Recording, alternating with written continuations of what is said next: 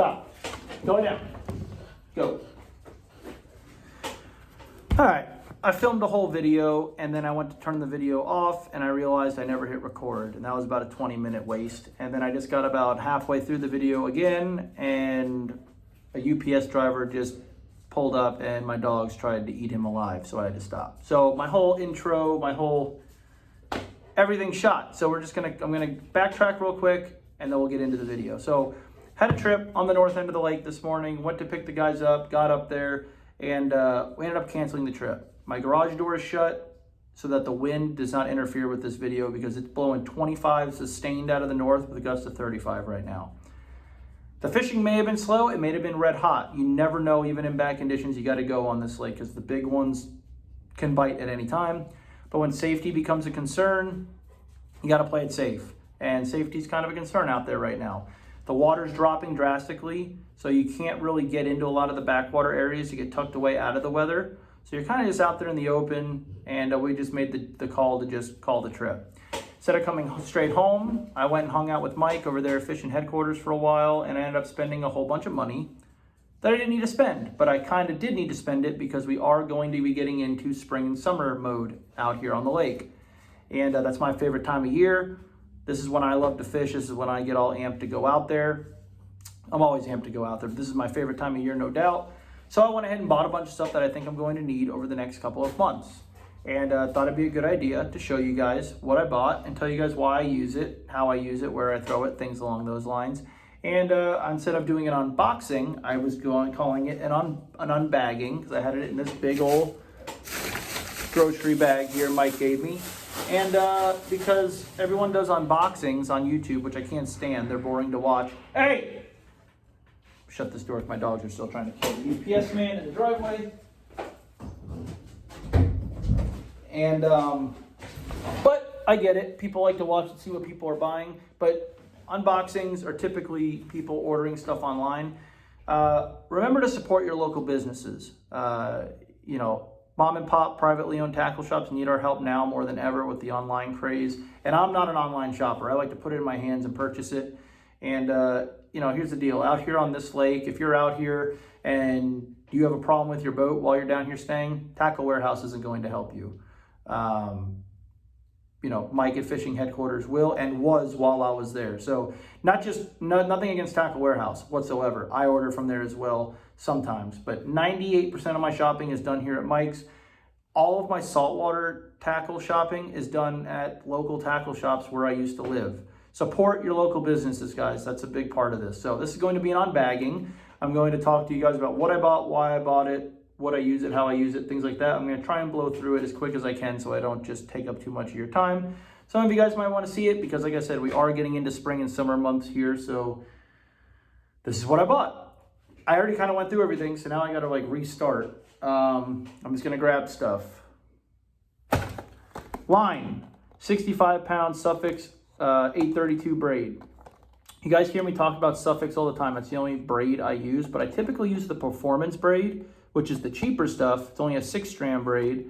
No one has it in stock, so I was forced to buy this, and I really like it. See, no difference really in this and in the performance as far as strength or anything, but that extra 2 strands of braid, this is an 8-strand braid, 8-strand braid. I can't even talk right now because I've been talking for so long. It is much smoother at casting and for flipping. Goes through the guides a lot smoother. It's a lot quieter. And I fished it in the ABA and had no problem with it. So this will probably be what I switch to now exclusively. Really like Suffix product, mono, fluoro, everything. They just make a great deal. So bought some of the braids, pull up a couple more reels. Saw these over here. Gambler burner worms. I bought a whole bunch of bags of them. A lot of the areas down here on the south end of the lake are shaping up great for a worm. And I love throwing a worm. I love swimming a worm. I love dragging it around isolated reeds. I love throwing it in deep water in the rim canal. That's my favorite worm to use. I used to be a big fan of the Zoom speed worm, and it does still work, but I've just really fallen in love with the Gambler burner worm. Any dark colors work great for me. That's back at you, black and purple. You know, black and blues, the gold rush, they all work good. And Val poured me up some reddier ones. and which is more of like a sun gill color, more of a natural color, and those perform awesome, especially in really clean water. Really good way to get you a bite. So bought a bunch of bags of those. Couple more popping frogs. I've got them falling out of my ears at this point. All of you know this is the one I typically throw, the killer gill. Okay, mimics a bluegill great, just a good all-around color. I bought this one. I don't know why, just because it looked a little different. Just wanted to change it up a little bit. Bought one of those. And then I bought a white and chartreuse one. The reason I bought this, we are going to be getting into the shad spawn here really any day. It's going to happen. Best baits out here to fish the shad spawn, which is just bass gorging themselves on shad on the outside edge of the lake. White swim jig, white swim bait, white spinner bait, white fluke. But you catch a lot of fish, but they're not always the biggest. A good way to get that bigger bite out of that school of fish is throwing this guy. Bigger profile, top water bait. They don't get as good of a look at it. This is the color I like. So I ended up buying one. I think Mike only had one. I think I bought the last one he had, or else I would have bought a couple more. Those were great. Lipless. I bought some of these. These are made by 13 Fishing. I've been throwing a lot of the Arc ones. I throw the Arc traps. I throw the standard original Bill Lewis rattle trap. I throw the Yozuri. I throw the Spro. They all work. They all work great. A rattle trap's a rattle trap, in my opinion. This one just looked pretty good. And the only colors I use are gold and like a shad or a chrome color. Here it is. I bought one of these. All right. Here's the deal I can tell you with Liplesses on Lake Okeechobee. Do not shy away from these. A lot of people think they only catch little ones. They catch giants out here. You can catch a lot of fish and big ones with the right time and place. When you find the right time and the right place, it's gangbusters. You can really catch a lot of fish on these. You do lose a lot out here on rocks and such. See about another one. But you just got to throw them. They work great, and we're getting into that time of year where you can catch them schooling on it. Talking hard baits. Bought some of these. This, I don't even know what it's called. The TB115. Arc started making their hard baits, and they did an excellent job on them. They already came rigged with the like the triple grip hooks on them. Okay, come with the little skirt on the back. Super affordable. I think these are like $8, something like that at Mike's. Awesome bait. The reason I bought these is like a walking, what do I call this? I remember what it's called. It's not a spook, whatever you want to call it. You guys know what it is. This is what Justin Atkins won the Forest Wood Cup on years ago. The beauty about this bait, it spits, it walks, but all the weight's in the back. You could throw this thing a country mile.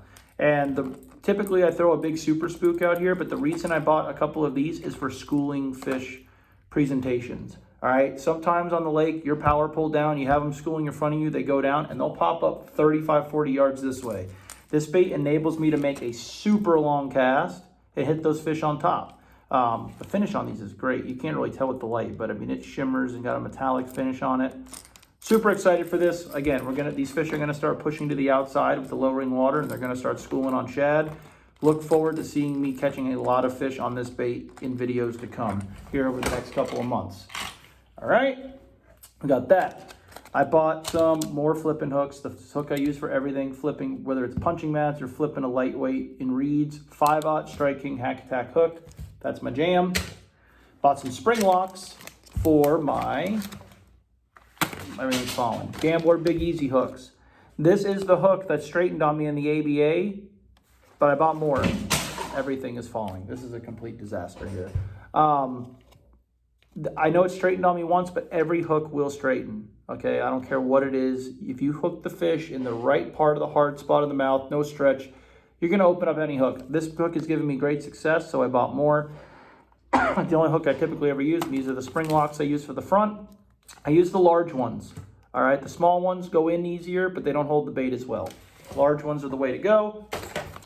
Now, what I will tell you is, if I'm on a bite where I am just primarily 100% burning the Big Easy, I have no intention of swimming it subsurface, I will fish the Owner 7/0 EWG hook. It's a huge hook, but you will not open it up. I mean, you can, I guess, but I just get a really good hookup ratio with this bait, buzzing the bait on top. And Gambler makes these nose cones for a Big Easy, and this is what I'll put on there. I don't use it.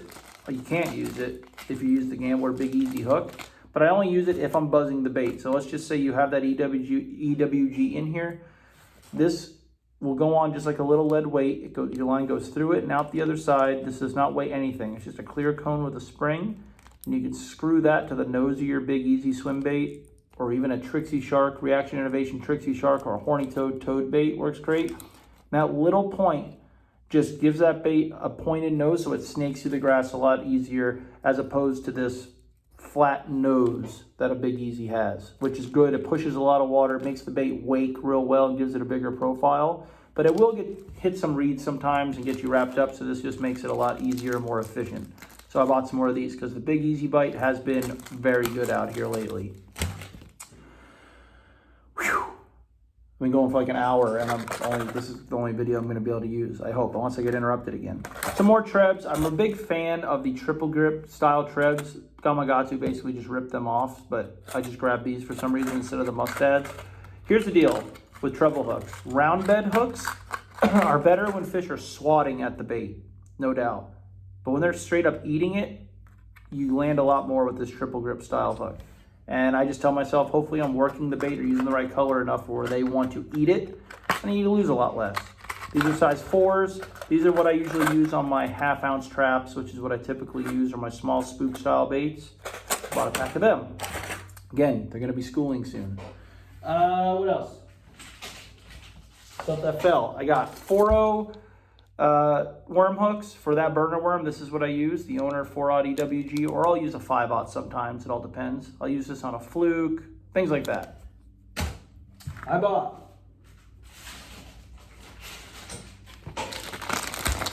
Gambler Easies, Big Easies. I bought a few more. There's a bunch more down here. Lane Toad's a really good standard color.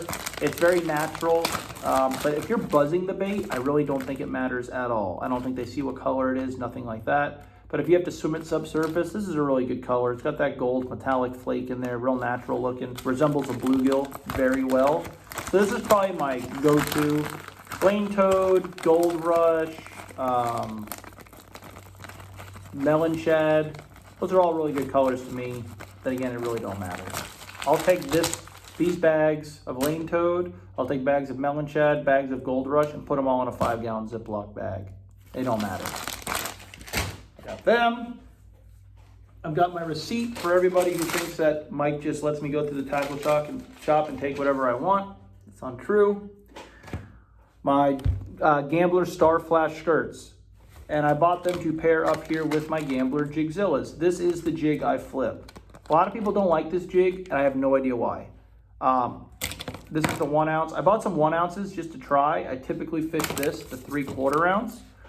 This is just right in the middle, slow fall, yet fast enough to get their attention. I just really like this jig. But I bought some 1 ounces just in case I'm fishing any high wind situations.